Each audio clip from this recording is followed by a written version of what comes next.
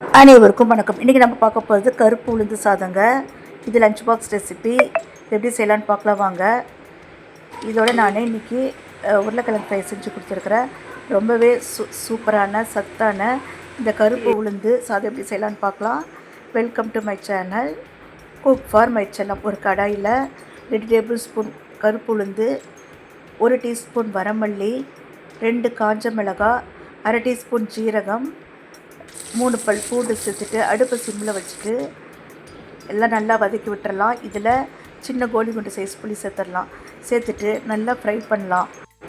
உளுந்து வாசம் வர அளவுக்கு நல்லா ஃப்ரை பண்ணணும். இது நல்லா ஃப்ரை பண்ணதையும் இதை நம்ம தட்டுக்கு மாற்றிக்கலாம். மாற்றி ஆற வச்சுட்டு இதை கரகரப்பாக அரைச்சி எடுத்துக்கலாம். இதில் லாஸ்ட்டாக 1 டேபிள் ஸ்பூன் தேங்காவும் சேர்த்துட்டு நல்லா வதக்கி விடுங்க.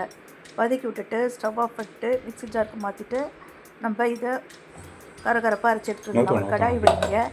2 டேபிள் ஸ்பூன் ஆயில் ஊற்றுங்க. 1/2 டீஸ்பூன் கடுகு, 1 டீஸ்பூன் கடலைப்பருப்பு, 1 டீஸ்பூன் உளுத்தம்பருப்பு, 1/4 டீஸ்பூன் ஜீரகம், 1/4 டீஸ்பூன் பெருங்காயம், 1/4 டீஸ்பூன் மஞ்சள் தூள் சேர்த்துட்டு அரைச்சி வச்சுருந்த பொடியை இதில் சேர்த்துருங்க. நான் இதில் அரைக்கக்குள்ளேயே உப்பு சேர்த்துட்டேங்க. உப்போட அளவுன்னு பார்த்தீங்கன்னாக்கா 1 டீஸ்பூன் சேர்த்துட்டு நல்லா கலந்து விட்டுருங்க. இந்த கருப்பு உளுந்தில் அயர்ன், கால்சியம், மெக்னீசியம் அதிக அளவில் இருக்குதுங்க. நன்றி, வணக்கம்.